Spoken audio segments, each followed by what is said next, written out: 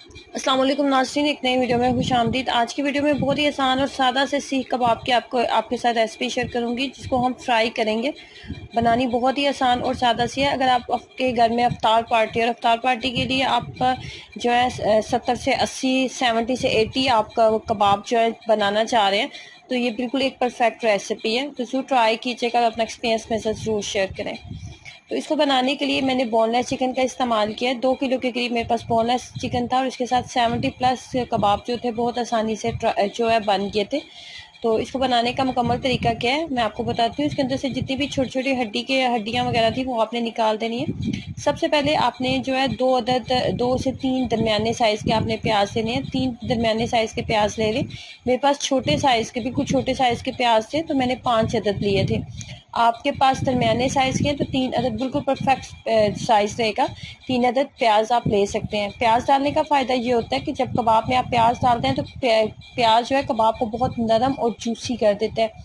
ये मैंने पुदीना इसके अंदर ऐड किया है। पुदीना और धनिया इसके अंदर जाएगा। 2 मुट्ठी बराबर धनिया और पुदीना आपने ले लेना है। धनिया और पुदीना ऐड करने के बाद मैंने इसके अंदर सब्ज़ मिर्चों का पेस्ट ऐड किया था। अगर आपके पास सब्ज़ मिर्चें मौजूद नहीं हैं तो आप 7 से 8, सब्ज़ मिर्चों का पेस्ट मौजूद नहीं है तो 7 से 8 अदद सब्ज़ मिर्चें आप ऐड कर सकते हैं। छोटी सब्ज़ मिर्चें आपने ऐड करनी है जो थोड़ी जो तीखी होती हैं, ताकि स्पाइस जो है बिल्कुल स्पाइस लेवल अच्छा रहे। उसके बाद इसके अंदर लहसुन जाता है। इसके अंदर अदरक का इस्तेमाल नहीं मैं करती, इसके अंदर जस्ट हम लहसुन ही ऐड करते हैं। तो लहसुन को पहले छोटे छोटे पीसेस में आपने कट कर लेना है, या सिलबट्टे में आप इसको हल्का सा पेस्ट पहले बना लें, उसके बाद इसके अंदर डालें ताकि ये अच्छे से कबाब के अंदर मिक्सअप हो जाए।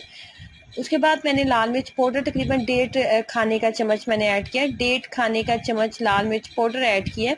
उसके बाद इसके अंदर नमक जाएगा। नमक भी जो है तकरीबन 1 बड़ा खाने का चम्मच आप ऐड कर लें, या फिर अपने टेस्ट के अकॉर्डिंग एडजस्ट कर लें। कबाब में मिर्चें थोड़ी ज़्यादा हो तो अच्छा लगता है, तो मैंने वैसे इतनी ज़्यादा मिर्चें नहीं, स्पाइस ज़्यादा नहीं किया था, नॉर्मल सही स्पाइस था ताकि बच्चे भी इसको खा सकें।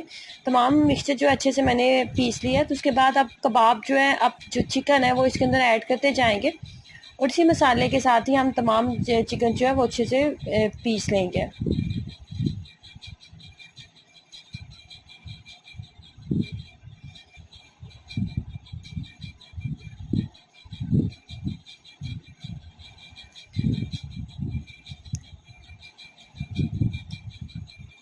अगर आपको लगे कि मसाला सही से चिकन के अंदर मिक्सअप नहीं हुआ तो आप 1 से 2 दफ़ा मज़ीद अपना चॉपर को अच्छे से चला लें।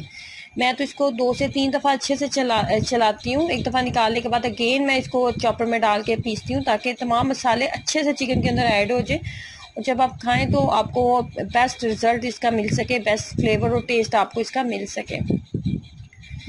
बाकी जो चिकन बच गया था वो भी मैंने डाल के तो उसको भी पीस लिया। अब तमाम चिकन को हम नीचे जो मसाले वाला चिकन था उसके साथ अच्छे से मिक्सअप हाथ की मदद से हम कर लेंगे। और यहाँ पे मैंने एक चीज़ मज़ीद इसके अंदर डाली थी, वो था गरम मसाला पाउडर। 1 चाय का चम्मच जस्ट मैंने डाला था। गरम मसाले से कबाब बहुत टेस्टी बनता है, तो गरम मसाला मैंने इसके अंदर डाला था।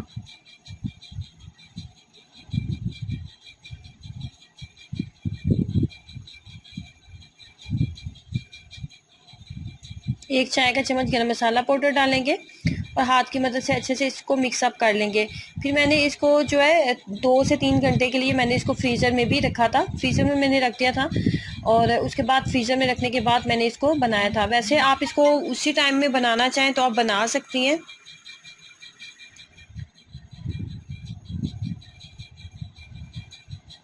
बहुत ज़्यादा बड़े साइज़ के भी नहीं बनाने, और बहुत ज़्यादा मोटाई में भी नहीं होना चाहिए, क्योंकि हमने इसको कुक करना है। तो कुक करने के लिए बस जिस तरह जितना साइज़ आपको मेरे हाथ में नज़र आ रहा है ना, बिल्कुल इसी साइज़ का हम बनाएंगे। और बहुत ज़्यादा हाई फ्लेम आपने नहीं रखनी। कुकिंग ऑयल जब अच्छे से गर्म हो गया ना, फ्लेम को आपने जो है लो रखना है, और लो फ्लेम के ऊपर बहुत सब्र के साथ 15 से 20 मिनट आपने देने हैं इसको, ताकि अच्छे से आप इसको कुक करें और चिकन अंदर तक अच्छे से कुक होना चाहिए।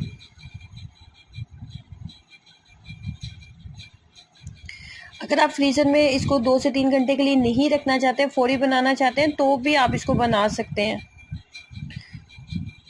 चिकन के कबाब में मैंने कभी भी इसके अंदर ब्रेड वगैरह का इस्तेमाल नहीं किया। मुझे तो ये इसी तरह अच्छे लगते हैं। ब्रेड वगैरह डालने से मुझे लगता है ये थोड़े मीठे हो जाते हैं, उनका टेस्ट अच्छा नहीं रहता। और चिकन को अगर आप चॉपर में अगर आप पीस रहे हैं, जैसे मैंने आपके सामने कबाब बनाए हैं, तो आपको किसी भी बाइंडिंग की ज़रूरत नहीं होती। चिकन के अंदर किसी भी बाइंडिंग की ज़रूरत नहीं होती। आप कोफ्ते बना रहे हैं या फिर आप जो है ये कबाब बना रहे हैं, बिल्कुल एकदम परफेक्ट बन जाएंगे। ये देखें तैयार हो गए। 70+ कबाब जो थे वो मैंने 2 किलो चिकन के साथ मैंने बना लिए थे और एकदम परफेक्ट बने थे। और अगर आप 10 से 15 अफराद की अफ्तारी करवा रहे हैं तो उसके लिए बहुत ही बेहतरीन ये रेसिपी आप घर में बना सकते हैं। यकीन करें आपकी फैमिली को बहुत पसंद आएंगे। तो ट्राई कीजिएगा और अपना एक्सपीरियंस शेयर करें। वीडियो को लाइक करना और चैनल को सब्सक्राइब करना मत भूलें। अल्लाह हाफिज़।